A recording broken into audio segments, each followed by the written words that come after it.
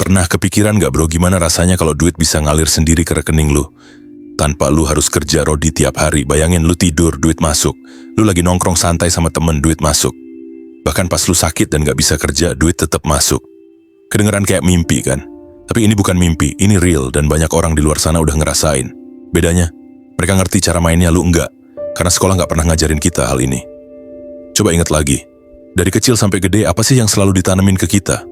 Belajar rajin, sekolah tinggi, dapat kerja bagus, terus kerja keras banting tulang tiap hari. Itu aja. Gak ada guru yang ngajarin kita gimana caranya bikin uang kerja buat kita. Yang ada kita diajarin jadi pekerja seumur hidup. Akhirnya banyak orang baru sadar ketika udah tua. Tenaga habis, waktu habis, tapi tabungan juga habis. Yang tersisa cuma penyesalan. Dan bro, ini bukan teori doang. Lihat aja di sekitar kita. Ada orang yang kerjanya kayak nggak capek-capek, bisa jalan-jalan tiap bulan, bisa beli aset baru, hidupnya kelihatan ringan. Padahal jam kerja dia nggak segila kita. Bedanya, mereka punya mesin uang pasif yang terus muter bahkan pas mereka lagi santai. Sementara banyak orang lain kerja siang malam tapi hasilnya cuma cukup buat nutupin kebutuhan harian. Besoknya, harus kerja lagi. Itu bedanya orang yang ngerti mainin sistem sama yang nggak ngerti. Jadi gini bro, di video ini gue bakal bongkar gimana caranya lu bisa bangun mesin uang pasif dari nol. Step by step, real, dan bukan teori kosong. Karena gue tahu lu pasti capek kalau hidup selamanya cuma ngejar duit. Saatnya lu belajar bikin duit yang ngejar lu balik. Dan percaya deh, ini hal yang gak pernah diajarin di sekolah. Siap, mari kita sikat.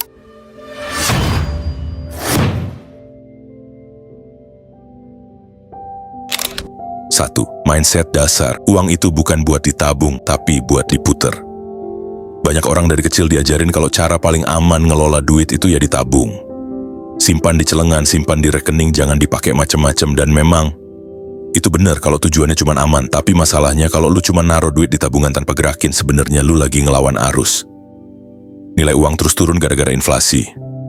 Barang-barang makin mahal, tapi duit yang lu simpen diam aja nilainya malah menyusut. Itu kayak punya ember bocor yang tiap hari netes dikit-dikit, tapi lu nggak sadar karena fokusnya cuma yang penting masih ada air. Nah, disinilah bedanya pola pikir orang biasa sama orang kaya. Orang biasa mikirnya, gimana caranya nyimpen biar duit nggak hilang. Orang kaya mikirnya, gimana caranya muterin duit biar uang itu kerja buat mereka. Buat orang kaya, uang itu bukan tujuan akhir. Uang itu alat. Alat buat mencetak lebih banyak uang lagi. Mereka ngerti kalau 1 juta yang diam di rekening sama 1 juta yang diputer buat bisnis, investasi, atau aset produktif, hasilnya beda banget setelah beberapa tahun. Contoh gampang, kalau lu punya 10 juta terus lu simpen aja di tabungan, 5 tahun ke depan nilainya udah berkurang karena harga barang naik. Tapi kalau 10 juta itu lu muter ke sesuatu yang bisa kasih return 10% per tahun aja, dalam 5 tahun jumlahnya udah berkembang jauh lebih gede. Beda mindset ini kelihatannya kecil, tapi efeknya gede banget dalam jangka panjang. Dan yang menarik bro, orang kaya jarang nyari rasa aman dengan nyimpen. Mereka nyari rasa tenang dengan tahu duit mereka lagi kerja di banyak tempat. Jadi walaupun tidur, main, atau bahkan liburan, ada sistem yang bikin duit tetap ngalir. Makanya sebelum ngomongin cara muterin uang secara teknis, hal pertama yang harus lu ubah adalah mindset ini. Uang itu bukan benda mati yang ditaruh di brankas, tapi energi yang harus ngalir dan berputar supaya tumbuh. Kalau lu masih mikir nabung sama dengan aman, lu akan stuck di level yang sama kayak mayoritas orang. Tapi kalau lu mulai mikir, muterin sama dengan berkembang, pelan-pelan lu udah masuk ke jalur yang selama ini dipakai orang-orang kaya. 2. Cash flow positif, fondasi sebelum mulai muterin uang. Lu harus ngerti gimana caranya biar duit masuk lebih gede daripada duit keluar. Bro, banyak orang pengen cepet-cepet muterin duit, invest sana-sini, main saham, kripto, properti, apapun lah. Tapi masalahnya mereka lupa fondasi paling dasar, cash flow positif. Kalau duit yang keluar masih lebih gede daripada duit yang masuk, lu bukan lagi bangun kekayaan tapi lagi gali lubang sendiri. Coba bayangin, lu punya ember bocor. Lu isi air seberapa banyak pun tetap aja habis karena terus netes keluar. Nah, itu sama kayak hidup tanpa cash flow positif. Berapapun gaji lu, berapapun bonus atau cuan yang lu dapat, ujung-ujungnya habis karena bocornya lebih gede daripada isinya. Cash flow positif ini intinya sederhana. Uang masuk lebih besar dari uang keluar. Dan ini bukan cuma soal penghasilan gede. Banyak orang bergaji besar tapi tetap kere tiap akhir bulan. Kenapa? Karena gaya hidupnya lebih gede daripada dompetnya. Sebaliknya, ada orang yang penghasilannya standar aja tapi bisa nabung, bisa invest karena gaya hidupnya lebih kecil daripada penghasilan. Jadi sebelum lu ngomongin muterin uang, pastiin dulu lu bisa ngatur arus kas. Caranya, catat semua pemasukan dan pengeluaran biar lu sadar bocor halusnya ada di mana. Bedain antara kebutuhan sama keinginan. Jangan sampai yang keinginan lu anggap kebutuhan. Tentuin batas pengeluaran bulanan dan disiplin sama itu. Kalau cash flow lu udah positif, baru duit lu bisa diputar buat nambahin aset. Karena kalau belum, percuma aja lu ngomongin investasi, duitnya nggak ada malah yang ada utang numpuk. Ingat, cash flow positif itu kayak pondasi rumah. Kalau pondasinya kuat, mau bangun 1 lantai, 2 lantai, bahkan 10 lantai tetap aman. Tapi kalau pondasinya udah rapuh, ya baru hujan dikit aja roboh. 3. Dana darurat safety net biar muter uang nggak jadi bumerang. Gua yakin banyak orang yang semangat banget pengen langsung muterin uang setelah tahu konsep cash flow positif. Tapi masalahnya, kalau lu lompat ke arena itu tanpa ada pegangan, sekali jatuh bisa bikin lu kapok selamanya. Dan inilah gunanya dana darurat. Dana darurat itu ibarat sabuk pengaman. Lu nggak pernah berharap dipakai, tapi kalau suatu saat kecelakaan terjadi, lu bakal bersyukur udah nyiapin. Bayangin gini, lu lagi semangat investasi atau buka usaha kecil-kecilan, tiba-tiba ada anggota keluarga sakit, atau motor lu rusak, atau bahkan lu kehilangan kerjaan. Kalau nggak ada dana darurat, terpaksa lu tarik duit dari investasi atau bahkan jual rugi aset. Alhasil bukannya maju, lu malah balik lagi ke titik nol. Inilah kenapa dana darurat jadi fondasi sebelum main muterin uang. Orang kaya ngerti banget hal ini. Mereka bisa tenang invest karena kebutuhan hidup dasar mereka udah aman. Mereka nggak perlu panik kalau ada kejadian mendadak. Jadi seberapa besar sih dana darurat itu idealnya? Minimal 3-6 kali pengeluaran bulanan lu. Kalau lu masih single, 3 kali aja udah lumayan aman. Tapi kalau lu udah nikah atau punya tanggungan, usahain 6 kali pengeluaran bulanan. Dan jangan salah taruh juga. Dana darurat gak boleh ditaruh di tempat berisiko tinggi kayak saham atau kripto. Simpen di rekening terpisah, deposito, atau instrumen super liquid yang gampang ditarik kapan aja. Tanpa safety net ini, muter uang bisa berubah jadi bumerang. Dan sayangnya, ini kesalahan klasik banyak orang. Mereka terlalu buru-buru kejar cuan tapi nggak siapin pegangan. Nah, setelah punya dana darurat, baru lalu bisa tenang masuk ke step berikutnya. Karena lu udah punya pijakan aman, lu nggak gampang goyah kalau ada badai. 4. Investasi kecil yang bisa dilakuin semua orang. Banyak orang masih punya mindset salah kaprah, investasi itu cuma buat orang kaya. Padahal kenyataannya justru orang yang belum kaya lah yang paling butuh investasi. Kenapa? Karena kalau lu cuma ngandelin nabung biasa, duit lu bakal kejar-kejaran sama inflasi. Harga barang tiap tahun naik, sedangkan bunga tabungan di bank jalan di tempat. Akhirnya duit lu bukannya berkembang, malah pelan-pelan susut nilainya. Nah, disinilah investasi kecil main peran. Sekarang udah gampang banget akses instrumen investasi modal kecil. Bahkan dengan duit Rp10.000 atau Rp100.000 aja lu udah bisa mulai. Jadi nggak ada lagi alasan nunggu kayak dulu baru investasi. Justru investasi lah yang bikin lu bisa nyicil jalan menuju kaya. Coba bayangin, daripada Rp100.000 habis buat nongkrong sekali, mending lu taruh ke reksadana pasar uang. Reksadana ini gampang banget, gak ribet, dan resikonya kecil. Returnnya mungkin gak bikin lu jadi tajir mendadak, tapi jelas lebih tinggi daripada nabung biasa. Dan yang paling penting, ini bikin lu punya kebiasaan muter duit, bukan sekadar nyimpen. Selain reksadana, ada juga opsi emas digital. Sekarang lu bisa beli emas mulai dari Rp10.000 doang lewat aplikasi. Emas ini punya nilai yang cenderung stabil, bahkan sering jadi safe haven pas ekonomi lagi goyang. Artinya emas bisa jadi pegangan buat jangka panjang. Kalau udah agak naik level, lu bisa mulai belajar saham. Banyak orang takut karena katanya saham itu ribet. Padahal kalau lu mulai dari saham-saham blue chip, perusahaan besar yang stabil, resikonya jauh lebih terkendali. Lagi pula sekarang beli saham gak perlu nunggu ratusan ribu per lot kayak dulu, udah bisa dengan modal kecil. Terus ada juga instrumen lain kayak obligasi retail yang kadang dijual pemerintah. Resikonya rendah karena dijamin negara, tapi imbal hasilnya lebih tinggi dari deposito. Ini juga bisa jadi pilihan kalau lu pengen main aman tapi pengen dapat hasil lebih. Intinya gini, investasi kecil itu bukan soal langsung bikin lu kaya raya, tapi soal ngubah pola pikir. Dengan mulai dari kecil, lu belajar disiplin, lu belajar sabar, dan lu belajar bikin duit kerja buat lu. Karena percuma gaji gede kalau tiap bulan habis tanpa ada yang diputer buat masa depan. Dan satu hal penting, jangan tunggu duit numpuk baru investasi. Mulai dari kecil sekarang jauh lebih berharga daripada nunggu sempurna tapi ujung-ujungnya nggak pernah jalan. Karena kalau lu nunggu, waktu yang harusnya bisa ngasih bunga berbunga malah lewat begitu aja.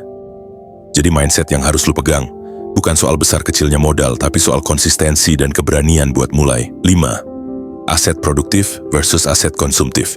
Nah, ini salah satu titik krusial yang sering bikin orang nyangkut di level yang sama. Lu harus bisa bedain mana yang disebut aset produktif dan mana yang cuman aset konsumtif. Aset produktif itu apa sih? itu barang atau sesuatu yang bikin duit kerja buat lu. Contohnya, properti yang disewain, usaha kecil-kecilan yang kasih cash flow tiap bulan, saham atau reksadana yang ngasih dividen, bahkan kamera yang dipakai buat buka jasa foto. Intinya, barang itu bisa balik modal dan malah terus ngasih duit ke lu. Aset konsumtif gimana? Ini kebalikannya. Barang yang kelihatan keren, bikin lu puas sesaat, tapi ujung-ujungnya malah nyedot duit. Misalnya, HP baru tiap tahun padahal yang lama masih bisa dipakai, mobil kredit buat gaya doang padahal cicilannya bikin ngos-ngosan atau beli sneakers mahal tapi ujung-ujungnya cuma dipajang. Analogi simple. Bayangin lu punya 2 jenis pohon.